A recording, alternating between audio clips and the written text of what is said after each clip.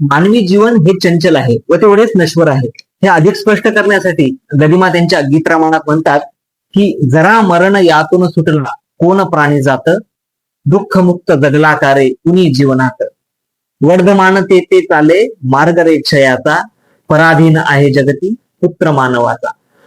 तर गदिमा यात म्हणतात की म्हातारपण व मृत्यू यातून कोणी सुटलं नाही. प्रत्येक सजीवाचे शरीर हळूहळू थकते व शेवटी त्याचा अंत होतो. तसेच दुःख देखील जीवनाचा अविभाज्य घटक आहे. एखादी गोष्ट जसजशी वाढते तसतशी ती पूर्णत्वास जाते, तशी तिच्या अंताची सुरुवात होते. वाढणे हाच मुळी विनाशाकडे जाण्याचा प्रवास आहे. म्हातारपण व मृत्यू अपरिहार्य आहेत. सुख दुःख हे प्रत्येकाच्या आयुष्यात येतात.